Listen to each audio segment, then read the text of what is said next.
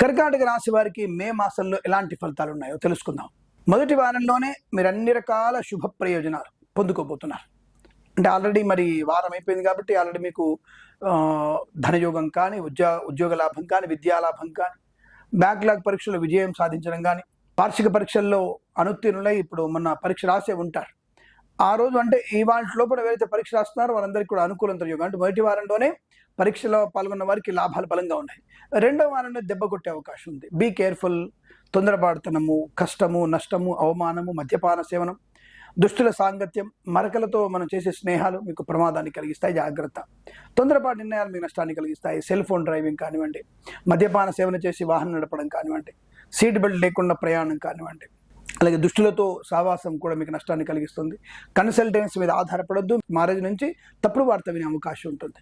మరి రెండో వారంలో అటువంటి ఇబ్బందికర వాతావరణం ఉంది కాబట్టి ఏం చేయాలి? మనం లక్ష్మీ నరసింహస్వామి అష్టోత్తరం చదువుకోవడం శుభయోగాన్ని కలిగిస్తుంది. ఆ విషయాన్ని గమనించుకోండి. మూడో వారంలో చాలా మంచి ప్రయోజనాలు ఉన్నాయి. ధనము, ఆరోగ్యము, ఆనందము, ఐశ్వర్యము, వ్యాపార లాభం, boutiques, beauty parlour, bamboo depot, బాణసంచ కర్మాగారం, టైల్ల వ్యాపారం, ముద్రణాలయం, గ్యాస్, కన్స్ట్రక్షన్, రియల్ ఎస్టేట్, మద్యపానం, హోటల్, ఇంటీరియర్, ఎక్స్టీరియర్, ఫర్నిచర్, గాజు పరిశ్రమ, తోలు, రెగ్జిన్ షూ పరిశ్రమ, ఈవెంట్స్ చేసే వారికి గొప్ప ఈవెంట్స్ లభించడం, సోషల్ మీడియా, శాటిలైట్ జర్నలిస్టుల వారికి, సీనియర్ సిటిజన్స్కి, మహిళలకు కూడా లాభదాయకంగా ఉంటుంది.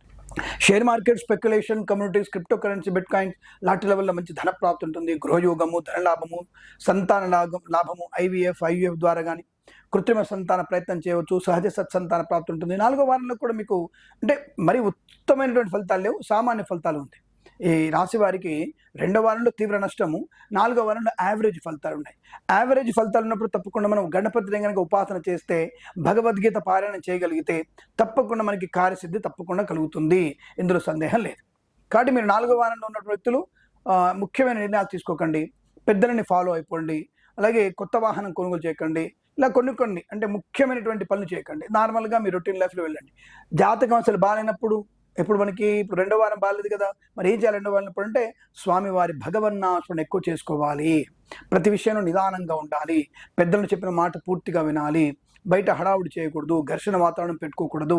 ఇవన్నీ కూడా తెలుసుకునే ప్రయత్నం చేస్తే మీకు శుభకరంగా ఉంటుందన్న విషయాన్ని గమనించండి. బట్ ఏదేమైనా సరే వేద పండితులు, పురోహితులు, బ్రాహ్మణత్వము, కులవృత్తుల వారికి, జ్యోతిష్య పండితులకి, వైద్యులకి, వైద్య బృందాల వారికి, న్యాయవాదులకి, ఎల్ఐసి, మెడికల్, గృహ నిర్మాణ ఏజెంట్లకు కూడా లాభదాయకం ఇస్తుంది.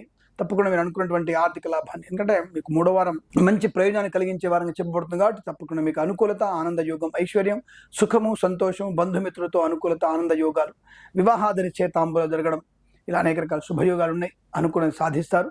బట్ రెండో వారం మాత్రమే జాగ్రత్తగా ఉంటూ భగవద్గీత అధికంగా చదువుకుంటూ విష్ణు సహస్రనామపారాయణం, లక్ష్మీ నృసింహస్వామి అష్టోత్తరం చదువుకోవడం వల్ల ప్రయోజనం బాగా ఉంటుంది తెలియజేసుకుంటూ, ఈ మాసం ప్రతి మాసం కూడా మీకు అష్టైశ్వర్య ఆనంద సిద్ధి పొందాలని సర్వేజన సుఖినో భవంతు.